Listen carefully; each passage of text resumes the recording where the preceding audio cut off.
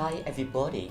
In this combo of 3 videos, we are going to focus on how to adapt input materials using modern technology.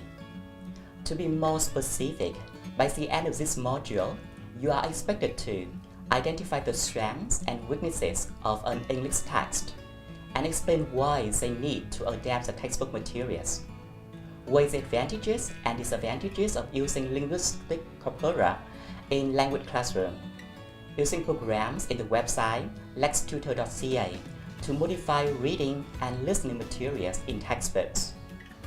In the present video, we shall discuss the pros and cons of English textbook and why they need some adaptation. Textbooks are key components in most language programs. In some situations, they serve as the basis for much of the language input that learners receive and the language practice that occurs in the classroom. They may provide the basis for the content of the lessons, the balance of skills taught, and the kinds of language practice that the student take part in. In the other situations, the textbook may serve to supplement the teacher instruction. For learners, the textbook may provide the major source of contact that they have with the target language, apart from input provided by the teacher. In case of inexperienced teachers, textbooks may also serve as a form of teacher training. They provide ideas on how to plan and teach lessons, as well as the formats that the teachers can use. Much of the language teaching that occurs throughout the world today could not take place without the intensive use of commercial textbooks. Learning how to use and adapt textbooks enhances an important part of a teacher's professional knowledge. The use of commercial textbooks in teaching has both advantages and disadvantages, depending on how they are used and the context for which they are used.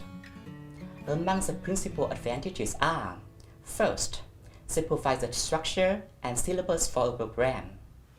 Without textbook, a program may have no central core, and learners may not receive a syllabus that has been systematically planned and developed. Second, they have standardized instruction. The use of a textbook in a program can ensure that the students in different classes in different regions receive similar content and therefore can be tested in the same way. Third, they maintain quality.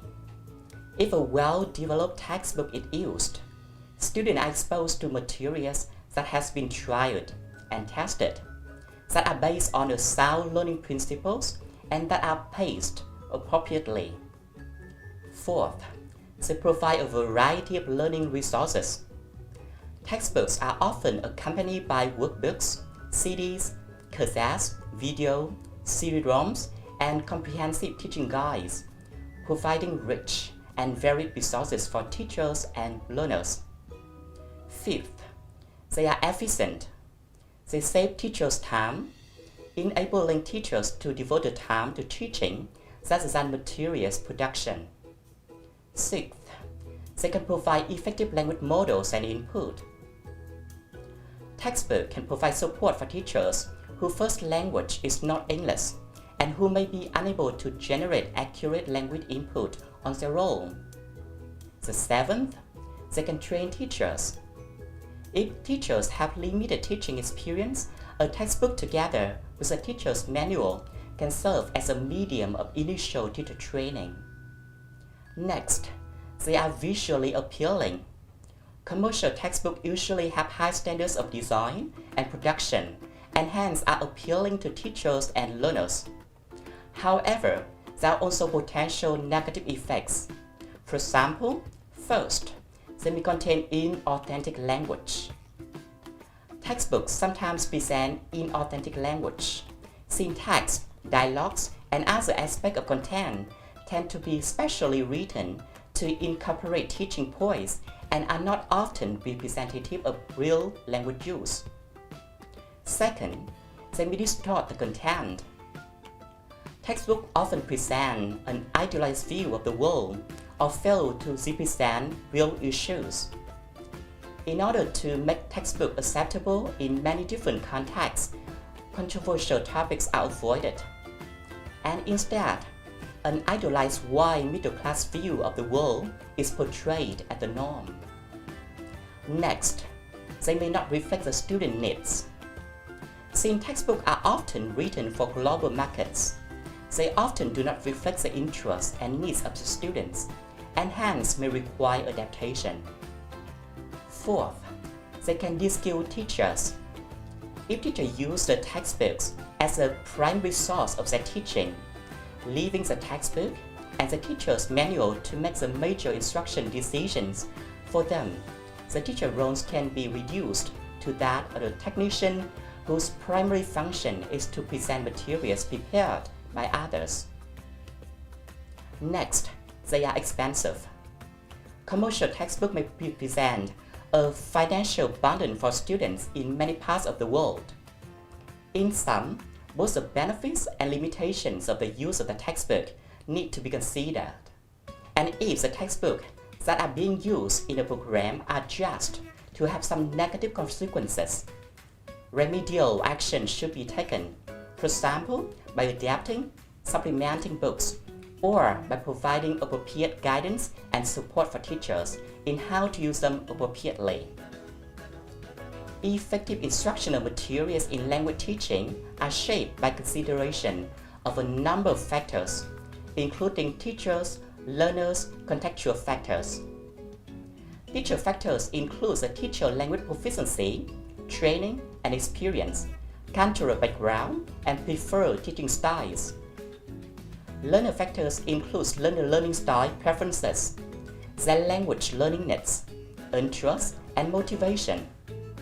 Contextual factors include the school culture, classroom conditions, class size, and availability of teaching resources in the situations where the material will be used. Two other factors play a crucial role in determining what the material look like and how they work. One is the theories of language and language use reflected in the materials, and the other is the theories of language learning on which the materials are based. In developing materials for aspects of language learning, whether it be a skill-based course in listening, reading, speaking, or writing, or an integrated skill basic series, the writer's understanding of language and language use will have a major impact on the material's design. Since it will determine the goals of the writer set for the materials, the focus of the materials themselves, and the activity within them. In planning materials for the teaching of writing, for example, the material developer could start from a view that focuses on the writing mode. For example, the organizational mode underlining paragraphs and essays, such as compare and contrast, cause and effect, and so on. Alternatively, the writer might start from a genre or text-based view, in which texts are categorized as news reports, business letters, or academic essay, and so on. Or the writer could begin from a process perspective, with views writing as a cognitive and composing processes, including pre-writing, planning, drafting, composing, reviewing, revising, and editing. An application of the theories of language the instructional material designer has selected in deciding on types of the syllabus that the material will be based on. Thus, to continue with the sum of examples already cited, a writing course might be built around a functional syllabus, a text-based syllabus, or process syllabus.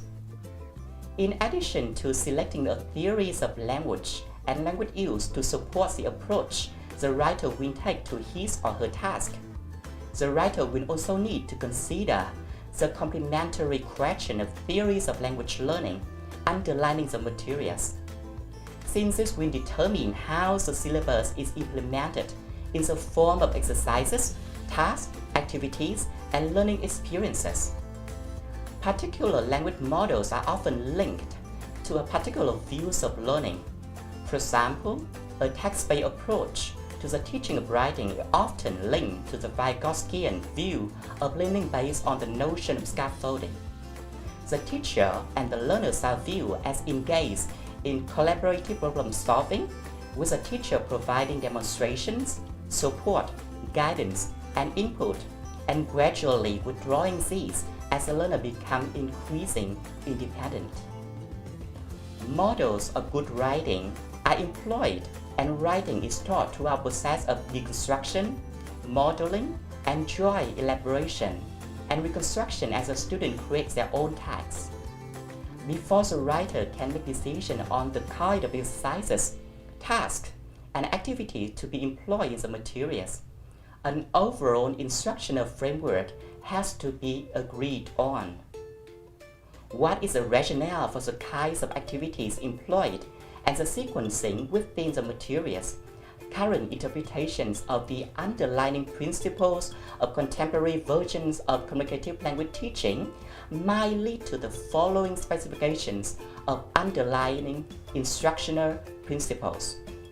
First, second language learning is facilitated when learners are engaged in interaction and meaningful interaction. Second, effective classroom learning tasks and exercises provide opportunities for the students to negotiate the meaning, expand the language resources, notice how language is used, and take part in meaningful intrapersonal exchange. Next, meaningful communication results from the student processing content that is relevant, purposeful, interesting, and engaging. Fourth, communication is a holistic approach that often calls upon the use of several language skills and modalities. Next, language learning is facilitated both by activities that involve inductive or discovery learning of underlying rules of language use and organization, as well as by those involving language analysis and reflection. Sixth, language learning is a gradual process that involves creative use of language, trial and error.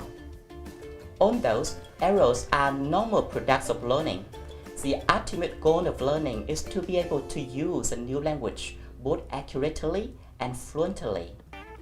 Seventh, learners develop their own routes of learning, progressing at different rates, and have different needs and motivation for language learning. Followed by is a successful language learning involves the use of effective learning and communication strategies.